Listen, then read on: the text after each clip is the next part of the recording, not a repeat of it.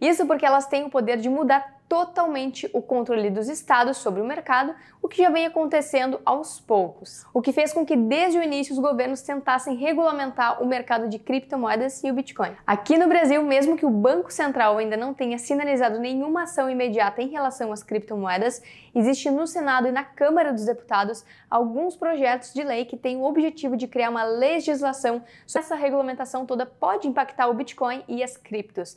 Qual é o projeto que foi aprovado e o que isso vai mudar para nós, users soberanos? É disso que a gente vai falar nesse vídeo, mas antes, não esquece de se inscrever e deixar seu like aqui para que esse vídeo chegue a mais pessoas.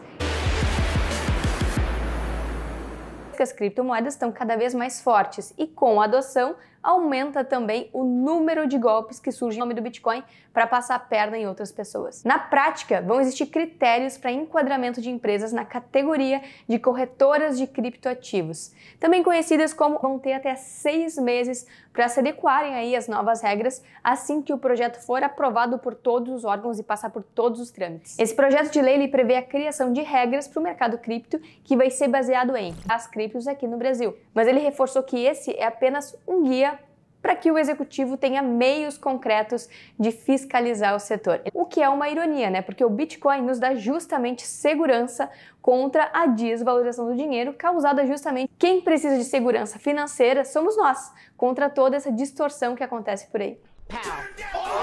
Bom, mas o que isso pode mudar na nossa vida na prática? Quando se fala em golpes e pirâmides, a regulação pode sim ajudar a coibir um pouco as tradicionais. Mas lembrando que não tem como regular completamente a rede Bitcoin. É uma moeda, uma rede e um sistema de registros descentralizado e distribuído ao redor do planeta com a regulamentação, já que nem o governo nem empresas têm o poder sobre o Bitcoin, que é completamente descentralizado.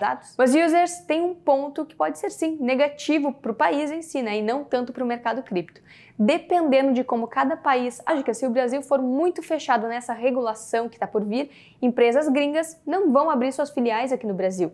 E empresas brasileiras podem sair daqui também. Ou seja, menos capital investido girando por aqui. Outra mudança na prática é que se o projeto for aprovado, as taxas das corretoras também podem aumentar, pelo aumento aí da burocracia para atender às demandas regulatórias, dentre outras coisas que podem surgir. Mas nada disso foi confirmado e são apenas especulações aí do mercado. Realizar trocas de Bitcoin e criptos entre si é o bom e velho P2P. Portanto, o Bitcoin continua seguindo o seu propósito de propagar a liberdade e o poder de você ser dono do seu próprio. E outros países que estão passando por regulamentações, como eles estão fazendo? Os Estados Unidos, por terem um sistema de governo federalista, ou seja, mas o sentimento de um modo geral, até pela história do país, em suportar oportunidades e também com as criptos. Tem até vários prefeitos e governadores recebendo seus salários em Bitcoin. Já no Reino Unido ainda não tem uma regulamentação completa sobre as criptomoedas, mas sob o sistema atual, o governo ele dá permissão de trades tradicionais. Na China, a regulamentação é bem complexa e rígida. Primeiro, o país aprovou as criptomoedas